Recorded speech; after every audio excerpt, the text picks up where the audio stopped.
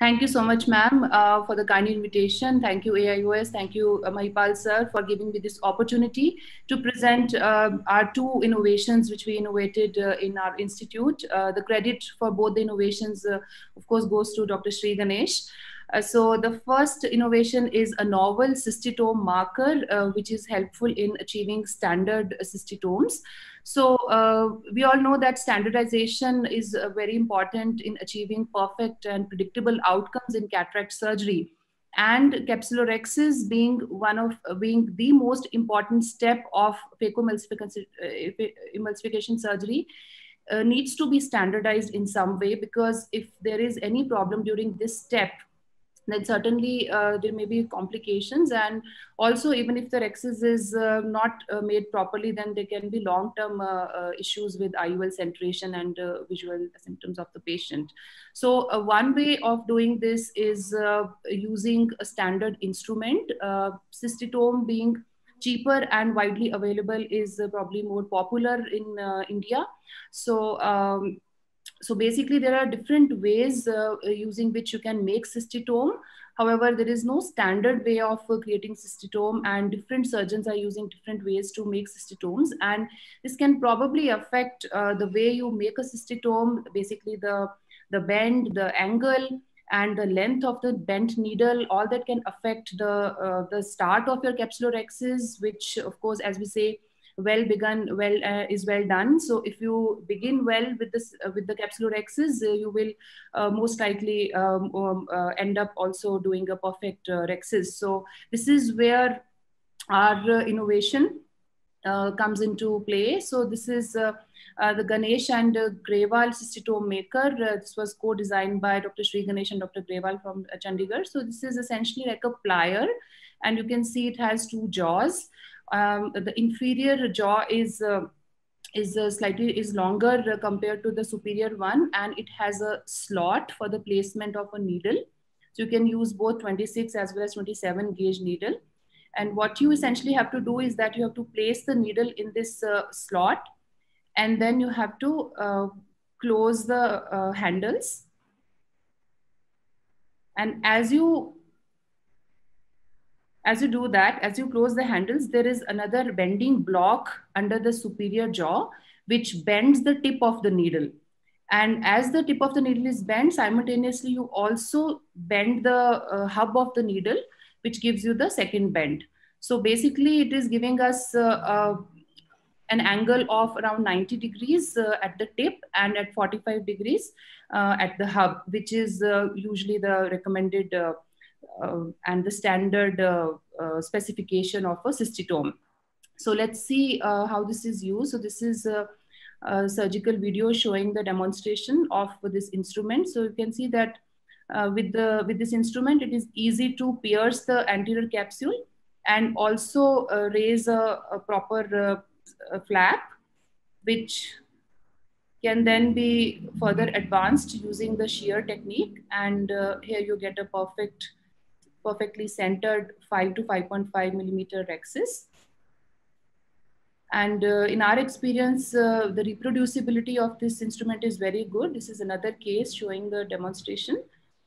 So again, it was easy to lift the flap, and using the shear technique, create a perfectly centered and rhexis of a 5 to 5.5 millimeter size. So now in our institute, all the surgeons are using this instrument, and we find it very useful to create a reproducible and a good well-centered rhexis. So this was about the first innovation. The second innovation is the Ganesh toric IoL marker. So as we know that the use of toric intraocular lenses is increasing day by day to address the preoperative astigmatism at the time of cataract surgery.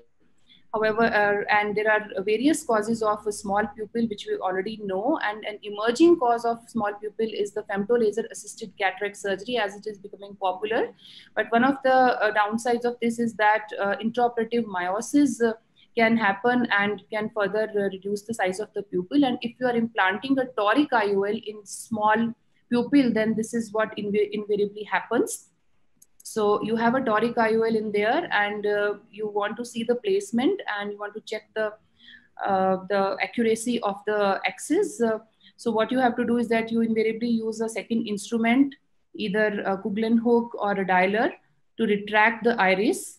And this is basically done to visualize the peripheral marks. And as you do this, you create more inflammation, more iris pigments are released, which can lead to postoperative IOL, IOP spikes, and also delayed visual recovery. And since it is a toric IOL, you also need to remove all the OVD from the back.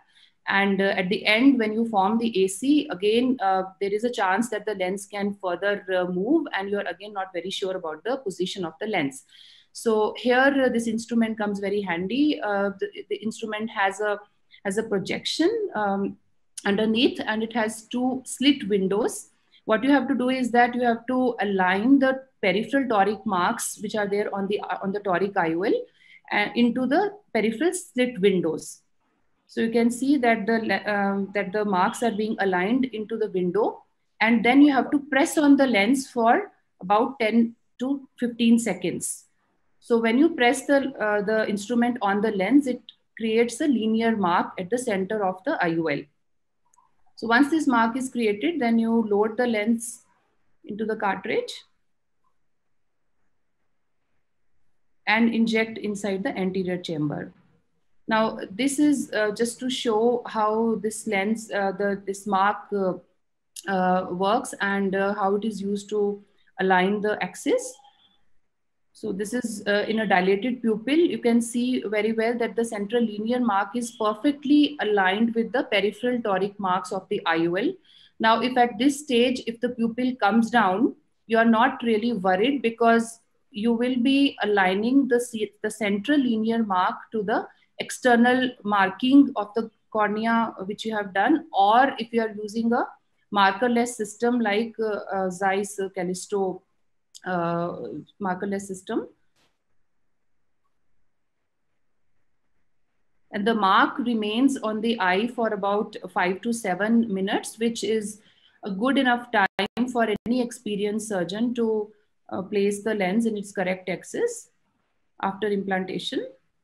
So this is a case where Callisto markerless system is being used, and you can see it is very well perfectly aligned with the external overlay of the Callisto.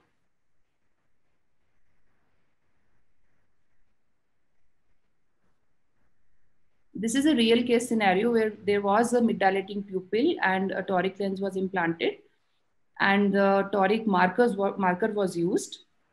You can see that the central linear mark is visible and is very well aligned with the overlay of the Callisto.